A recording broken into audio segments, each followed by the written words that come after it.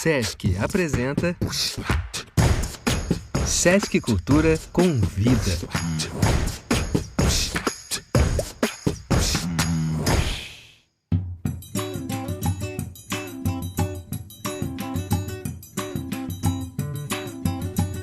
Ô, seu Vicentão, vem cá, homem. Que é, cabra? O senhor já tá sabendo das novidades? Que novidade já?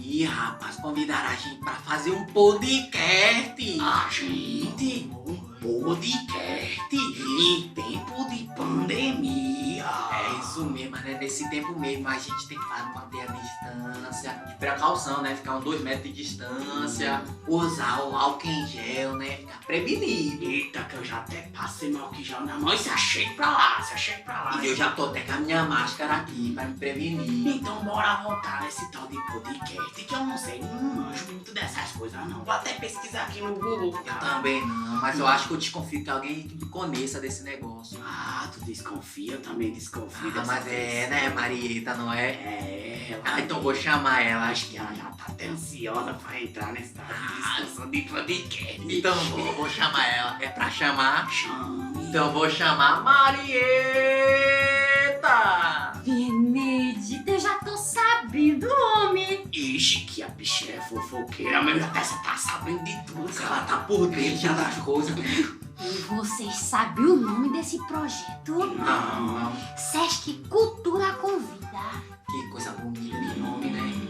E olha, eles criaram isso pra manter ativa a produção artística, mesmo em tempo de pandemia. Ah, é? E outra coisa, foram selecionados 470 projetos por todo o Brasil. E a gente tá no meio pra mostrar e contar a diversidade e a grandeza que tem a nossa cultura. Mas rapaz, a gente tá inserido bem lá no meio, É, ó. mas eu acho que não é só isso que a gente vai contar, não. É, mas é claro que não, a gente vai falar sobre o nosso mamulengo, sobre a nossa musicalidade, coisa mais linda desse mundo. A gente vai falar também sobre o teatro de rua. A nossa poesia rimada e metrificada que é o cordel. Eita, que eu já até fiquei arretado pra começar esse tal de podcast. Eita, que me deu até um negócio aqui, bora começar. Tá todo mundo preparado? Precavido? Respeitando as medidas de proteção? Então vambora!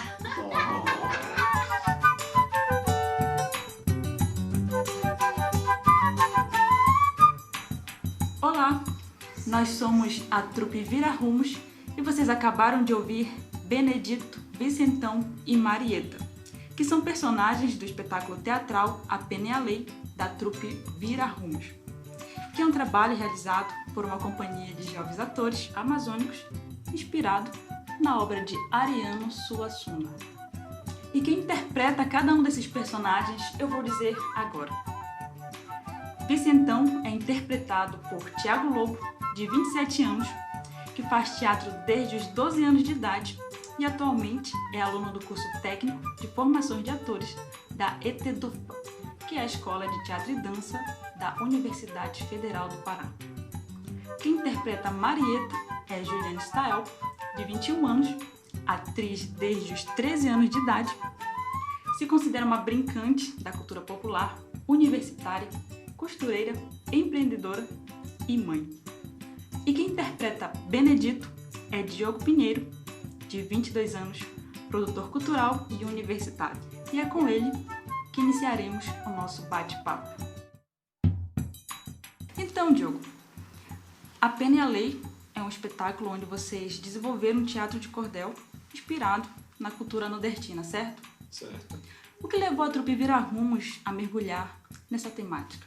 Bom, o nosso grupo começou nessa temática, assim, a mergulhar nesse universo dos mamulengos, da cultura nordestina, que é tão inserida aqui na nossa região e tão presente que às vezes a gente nem se dá conta que é tão participativa essa cultura aqui na nossa região. Então é uma grande felicidade a gente, quando se deparou com essa oportunidade de fazer uma interpretação de texto sobre o grande dramaturgo e artista, poeta Ariano Suassuna, então foi uma grande felicidade. Nesse mergulho, nesse conhecimento. Então, nosso grupo se deparou com alguns projetos e o projeto A Pena e a Lei do espetáculo estava inserido no meio. Fizemos reuniões e decidimos qual espetáculo nós iríamos apresentar. E quando nos deparamos com o texto A Pena e a Lei, nós se apaixonamos à primeira vista. Então, é um espetáculo muito simples, muito leve de se interpretar. Então, foi uma grande felicidade e mergulhar nesse universo de mamulengos, de cultura nordestina, da visualidade, dos bonecos, da manipulação de bonecos e a interação com o público. Então, foi uma grande felicidade e a escolha foi bem feliz. Uma coisa interessante que é válida ressaltar é que a gente consegue atingir vários públicos. Então, desde as crianças que ficam encantadas com os bonecos, com os mamulengos, com a nossa manipulação, e até pessoas mais novas e até pessoas mais idosas que ficam encantadas com esse universo nordestino que é tão presente aqui na região, mas que muitas vezes é esquecido pela parte da população. Então, mergulhar nessa temática da cultura nordestina, o teatro de cordel, o teatro de mamulengos, foi uma grande felicidade do grupo, e ter essa oportunidade de interpretar essa grande obra é um grande privilégio do nosso grupo. E quais desafios a construção do espetáculo A Pena e a Lei trouxe para você como artista e o que essa experiência acrescentou na sua formação? Bom, dessa questão teve várias experiências assim que me trouxeram um crescimento profissional e até mesmo pessoal. Interpretar o Benedito nesse espetáculo A Pena e a Lei foi um grande desafio. E um deles seria segurar o time durante todo o espetáculo, não deixar a peteca cair, porque o Benedito é muito elétrico, então ele tem que interagir com os outros personagens, ele tem que reagir às expressões do que acontece, e até mesmo algumas coisas que não tá no roteiro, mas que a gente tem que se propor a solucionar, e até mesmo improvisar um pouco, saber como se dirigir ao público. Então, esse foi um grande desafio. Eu acredito que isso também me acrescentou muito como pessoa. E também sobre a cultura nordestina, que é tão presente aqui, como eu falei anteriormente, e que eu não conhecia tanto. E aí, na verdade, ela é muito inserida e ela linka com a cultura amazônica. Muitas pessoas têm uma visão crítica que falam que os nortistas não podem se misturar com os nordestinos, então fica nessa confusão. Todo mundo do norte é nordestino, então fica nesse âmbito, mas as duas culturas se complementam. Então esse é o grande desafio que eu achei que interpretar o Benedito, fazer esse espetáculo foi gratificante, fui feliz em conseguir realizar. Esse foi o seu primeiro trabalho tendo contato com essa temática? Na verdade foi meu primeiro trabalho. E outros espetáculos assim, eu não tive nenhuma experiência, nenhum contato, então foi o primeiro trabalho, e também aflorou algumas técnicas assim como ator, e também acrescentou como pessoa também, né? Ok. Agora nós vamos conversar um pouco com o Thiago Lobo, que é um dos atores do espetáculo A Pena e a Lei. Então, Thiago, eu gostaria que você contasse pra gente como foi o processo de construção do seu personagem. Bom, assim como em outros lugares, a gente precisa ter o laboratório. Quem já conhece o teatro, quem tem essa pegada, a gente tem que conhecer. E da obra do Ariano Suassuna não foi diferente. Tive que conhecer o sotaque, que não é o mesmo sotaque paraense. Tive que conhecer as gírias. Eu tive que descobrir também alguma forma de falar do jeito em que o personagem foi construído. Teve toda uma construção, né? Eu tive umas dificuldades. E ao longo do processo, ao longo das apresentações, as apresentações foram me ajudando a essa evolução da construção do personagem. Então, não foi uma coisa assim que eu fui buscar em algo, por exemplo, no Alto da Compadecida, ele também tem os Vicentão Borroche deles. Mas eu tive que buscar isso de outros lugares. Eu tive que fazer uma voz diferente. Como é uma pegada de comédia, eu tive que ter uma pegada bem diferente para poder se chamar, né? Que é isso que é o teatro de rua. Então, essa pegada não foi difícil para mim. O que foi um pouco difícil para mim, que eu vou te dizer agora, é ter toda essa valentia do personagem, que era algo que eu não tinha em outros personagens que eu fazia. Então esse algo do eu sou o valentão de toda a cidade de Taperoá, que é uma coisa que no espetáculo você vê que não é, né? Que é tudo revelado. Mas ter toda essa valentia, então pra mim foi um pouco diferente. Foi só mais esse baque, foi mais essa pegada mesmo. Então, em questão de gírias, ter que assistir filmes nordestinos, ter que ler algumas obras dele, para poder conhecer como é que o pessoal de lá fala, porque é uma gíria totalmente diferente da nossa. Então, acho que esse foi um pouco do processo. Eu já tive a oportunidade de assistir ao espetáculo dentro de um teatro, mas eu também sei que vocês já apresentaram ele em formato de teatro de rua. Eu gostaria de saber quais são as modificações que aconteceram no espetáculo ao longo do tempo. Bom, o teatro é uma coisa bem doida, né? Porque a gente tem uma pegada, a gente começa com uma pegada de rua, a trupe vira rumos, é por isso que é dado esse nome, vira rumos, porque a gente tem uma pegada de rua e com isso, com o público, como eu te falei, a gente teve a necessidade tanto de ir para Caixa Preta, que é o teatro, quanto de aprontar o segundo ato, tanto também de trocar alguns atores, porque tem diferença, né? Tem essa pegada de eu ensaiar com alguém, uma pessoa tem uma pegada diferente da minha, a partir do momento que tem essa troca.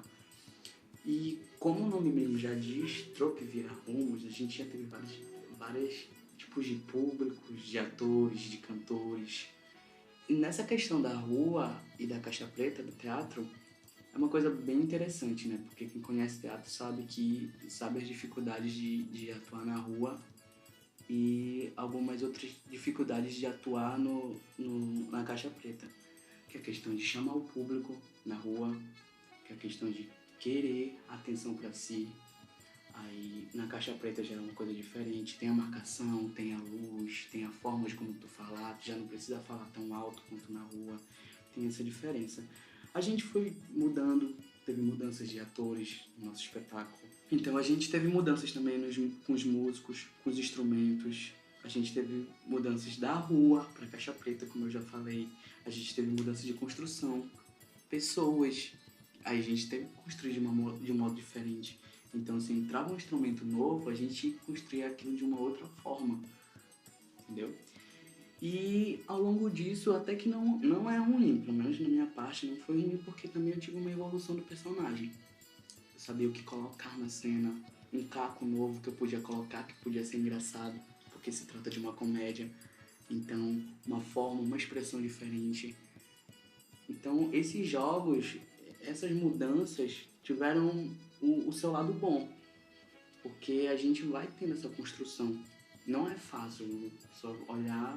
ele faz aquela voz daquela maneira, parece até fácil, mas não é. Tem toda uma construção atrás, tem todo um laboratório. E a gente também teve um engate de colocar os mamulengos no nosso personagem, que é a interpretação por fantoches, que é uma forma de interpretação totalmente diferente, que foi a primeira vez que eu tive a oportunidade de construir. E é uma coisa muito, muito maravilhosa, porque é a passagem da tua interpretação, do teu personagem pro boneco. E tem toda essa importância, entendeu? Não é só o boneco em si, tu tem que passar a tua voz, tu tem que passar o teu movimento, tu vai ter que passar as tuas características, mesmo que não tenha tanta essa propriedade, mas tem que dar essa passagem. E fora a ludicidade, né? Porque esse espetáculo com os mamulengos é um encanto, Se eu fosse criança e tivesse uma estrutura daquela no meio do espetáculo, eu já ia ficar curioso para saber o que era, o que vem dali. Então essa ludicidade, que também é tratada com a comédia, é uma coisa magnífica. Tipo, tu construir um personagem, tu passar por uma criança e a criança falar o mesmo caco que tu, tentar te imitar depois da apresentação, querer bater foto com teu fantoche, querer bater foto contigo, ficar encantada, rir de ti. Então tudo isso é uma magia totalmente diferente. Por isso que eu amo muito esse espetáculo e pretendo continuar fazendo ele. Você pode dar uma palhinha do Vicentão pra gente? Mas é claro, Vicentão é cabra macho, é osso duro de roer. Se meteu a besta comigo, eu te boto é pra correr. Aproveitando que o Thiago Lobo mencionou a questão do teatro com bonecos, e para quem já teve a oportunidade de assistir ao espetáculo, realmente eles são encantadores. E quem vai falar sobre isso é a Bianca Brito. Bianca, antes da gente entrar nesse tema, eu gostaria que você falasse um pouco sobre você e o seu papel na trupe Vira-Rumos. Meu nome é Bianca, eu tenho 28 anos. Eu tô na trupe Vira-Rumos desde o início, né? E dentro do espetáculo eu assumo algumas funções, principalmente relacionadas à parte de visualidade. Inicialmente, o espetáculo se desenvolvia só com atores. E aí chegou um determinado momento que estava maravilhoso, mas a gente sentia a necessidade de que precisava de algo. Algo que viesse... Tchá! E foi quando surgiu... Na verdade, a própria dramaturgia de Ariano Suassuna, ele sugere os bonecos. E aí foi quando a gente... Vamos botar os bonecos? E aí os bonecos vieram, trazendo uma nova configuração para o espetáculo. Uma configuração visual, uma configuração de dramaturgia mesmo, né?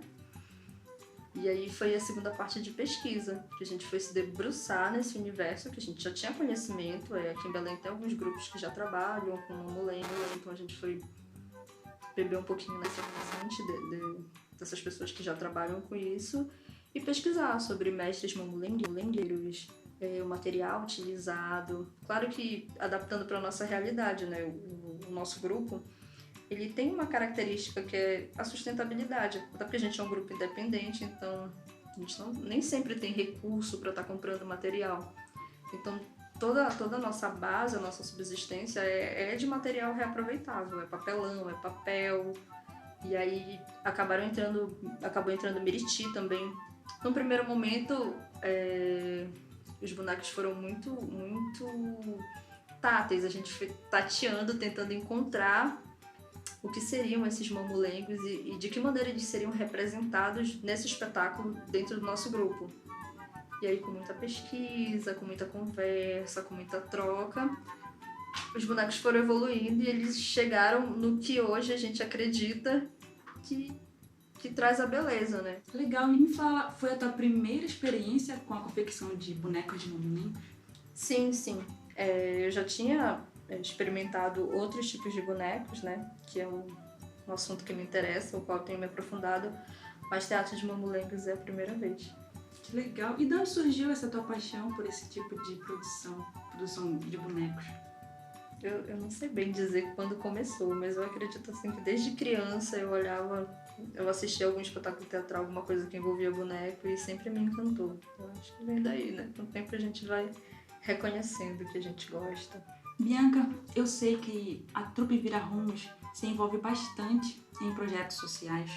Já que você mencionou que está desde o início do grupo, na sua opinião, qual a importância de jovens amazônicos e de periferia se envolverem nesse tipo de produção artística?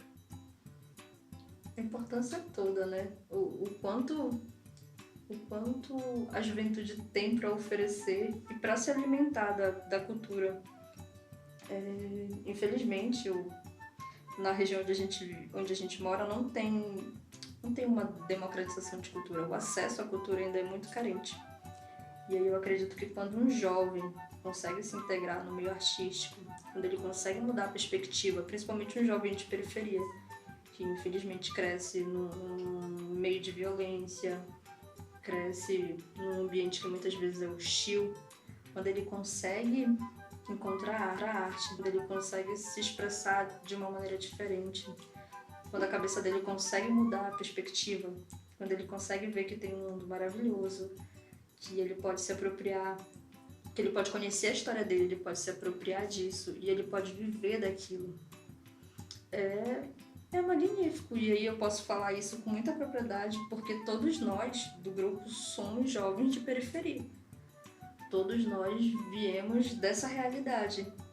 E ainda é muito difícil, ainda é pouco o lugar onde tu pode encontrar esse lugar que serve como berçário.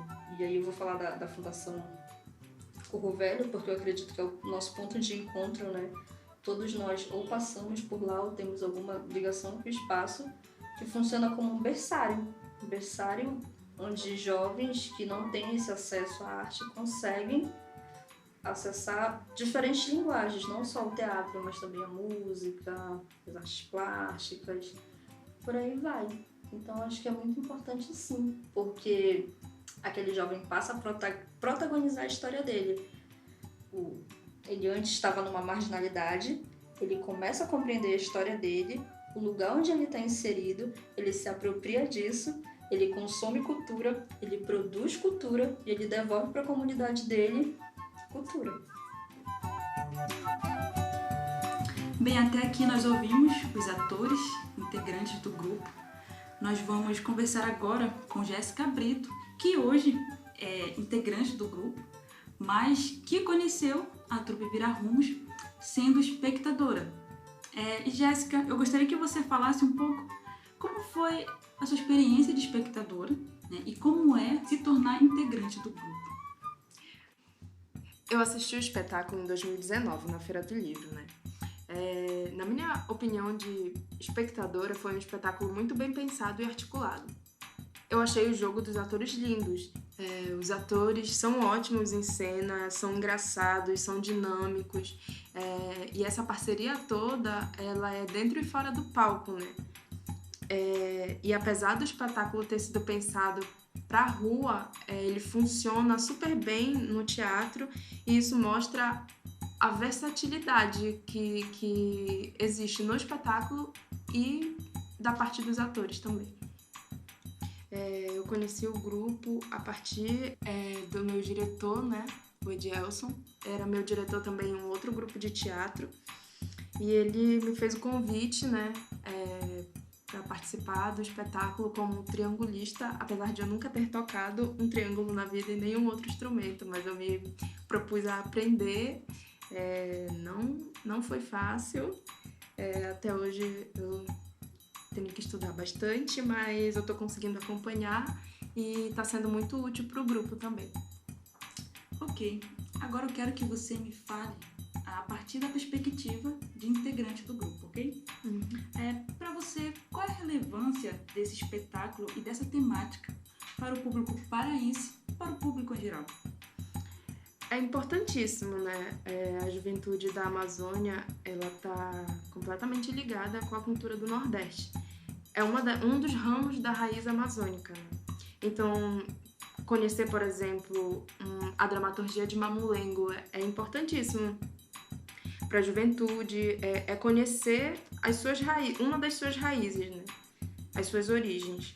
E, além disso, trazer Ariano Suassuna, que é um grande clássico da literatura brasileira, é muito relevante para a formação cidadã. Agora nós vamos conversar sobre cultura popular com a Juliane Stael, que vai contar um pouco da experiência dela como brincante.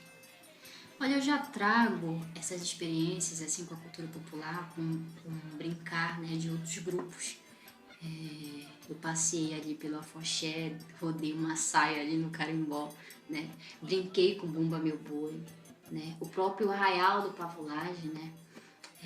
O público fazer parte daquele cortejo já é ali um ato, né? E uma demonstração de que eu faço, de que eu contribuo para a cultura popular. Juliane, e o que te levou a se envolver tanto com a área artística? Olha, eu digo que eu já bailo com essa arte aí desde muito nova, né? Me pegava assim, sentada na frente do sofá, olhando para as mulheres atuarem, se achava o máximo. E aí, com uns 13 anos, como tu falasse, foi quando me inscrevi na minha primeira oficina de teatro, assim. Mamãe foi comigo, todo mundo dando apoio. Essa menina tem talento, então vambora. E aí, desde então, abriu assim um olhar, sabe, para a beleza dos detalhes, sabe, e eu digo até que ela me salvou, porque já juntando com o que Bianca falou lá atrás sobre essa juventude periférica, eu digo que a arte me salvou porque me freou, sabe, me despertou, entende? E aí me mostrou novas possibilidades, entende? E me deixou assim, claro que as coisas não estavam perdidas, que tinha alguma coisa que se insistisse saía daí um negócio bonito. Eu mencionei no início que você é mãe de quantos filhos? 2. Você pretende imergir ele na área das artes? De que maneira você incentiva eles a viverem e experimentarem a vida artística? Olha, deixa eu te dizer. O meu primeiro filho, o Juliano, eu tentei o máximo. A minha gravidez foi complicada, né? Mas ele no meu bucho, ele ia assim comigo por aí. Tenho fotos ainda. Quando eu olho, morro de amores, assim, de ver ele ali dentro da minha barriga me acompanhando. Então, desde piquitinho, sabe? E logo quando ele nasceu, que eu fui apresentar assim pro meu pessoal, olha, é aqui, entende? É esse aqui.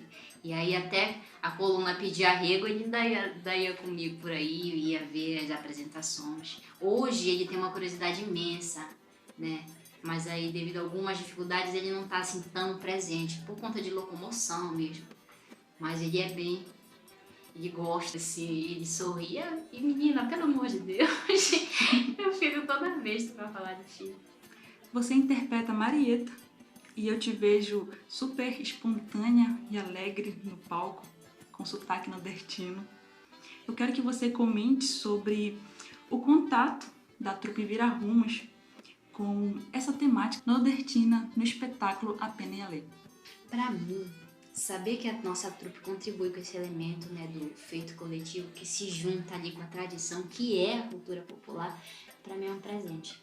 Porque a gente tem a liberdade de falar com leveza, com humor, todos os nossos saberes, as crenças, os hábitos e os valores que tem a nossa gente. Eu digo que a cultura nordestina ela é presente na minha vida desde que eu me entendo por gente, né? Eu falo das minhas 2 avós paternas, né? Que é a dona Lidia e a dona Dorinha, que são 2 mulheres arretadas. E que eu tenho muito delas, assim, em mim, né? Seja em algumas falas e em alguns costumes. E da vida Marieta chega a ser até uma realização íntima, né? Porque além de ter a essência das minhas avós, Marieta mostra a força de uma mulher nordestina, né? A força que tem o sertão. E reafirma o empoderamento feminino. A gente brinca dizendo de que quando tudo era mato, né, no início de tudo, a gente não tinha noção de onde chegaria, sabe, da proporção que isso tomaria. E aí hoje eu digo que é muito mais do fazer teatral, vai além do fazer teatral. A nossa trupe, ela defende e trabalha com a sustentabilidade, né? Ela abraça projetos e causas sociais, que agora falando como uma estudante de serviço social, para mim, tá aí em volta e tá, né, tendo contato com a arte, com esse cuidado social, para mim é de extrema importância. Agora nós vamos conversar sobre a musicalidade do espetáculo com o Marcos Sarrazin, que atualmente é o diretor musical.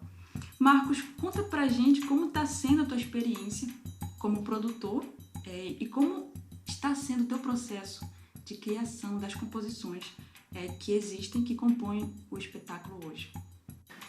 E ao longo dessa minha história, né, de músico e tal, de formar bandas e grupos, eu tive a oportunidade de ser chamado para fazer a sonoplastia de uma peça de teatro, de um grupo do curso técnico de teatro lá da ITDUFPA, que foi a minha primeira experiência com teatro, mas ainda sem participação nenhuma na composição das músicas, que já estavam prontas, né? Eu só tinha que executar essas músicas na hora certa e também disparar uma série de sons e efeitos. E foi aí que eu me despertei para esse universo à parte, assim, no mundo da música, né? E me veio essa liga de querer fazer trilha sonora, seja lá pro que fosse. Mas desde lá eu não tive a oportunidade de trabalhar com isso, né? Até que eu fui chamado para esse trabalho aqui com a trupe Vira Rumos, que já vinha trabalhando com a criação das suas próprias músicas. E pelo que eu vi, ainda não tinham definido bem os arranjos, a forma das músicas, as melodias. Então foi a oportunidade que eu vi de meter a mão na massa, nesse anseio que eu já tinha comigo. E assim foi, eu já estou trabalhando na criação de arranjos novos, para novas músicas, para esse espetáculo A Pena e a Lei, né? Geralmente os atores criam as letras e trazem uma ideia de melodia E a minha função é lapidar e organizar essas ideias, além de criar os arranjos instrumentais, né, junto com os outros músicos que fazem parte desse grupo. A minha meta com esse trabalho é não só criar e tocar as músicas, mas também fazer um registro dessas músicas, gravar em estúdio, na intenção de criar e publicar um material totalmente inédito, que vai poder ser acessado nas principais plataformas digitais, por todos os públicos, e também para deixar para o grupo um estoque de material sonoro, como se fossem playbacks, né, que eles possam usar nos espetáculos quando eventualmente faltar algum músico, né, que acontece. Então, em resumo, é isso. Eu estou trabalhando bastante já e também estou realizando uma vontade artística que há muito tempo eu já vinha desejando realizar na minha carreira musical. Agora uma pergunta a Edielso Goiano, que é diretor e também integrante da trupe Vira Rumos. Edielso, na sua opinião, qual foi o maior aprendizado da trupe ao montar o espetáculo A Pena e a Lei? A Pena e a Lei da trupe Vira Rumos foi um processo que nos ajudou, nos auxiliou muito na consolidação do nosso grupo, e a gente tinha desde o começo que surgiu a ideia de montar esse espetáculo com a cultura popular, com a ideia de prestar um tributo às nossas ancestralidades, às influências que a gente recebeu do Nordeste brasileiro, essa cultura toda que tomou conta da Amazônia ao longo dos anos, com a migração do nordestino. Para a gente era fundamental pensar nesse mergulho, nesse universo, como uma homenagem, mas também como um reconhecimento da nossa identidade, que também é importantemente nordestina. Então, eu posso dizer que esse processo como um todo, ele hoje é a cara do Vira Rumos. A gente se tornou brincantes dessa cultura, a gente se tornou amantes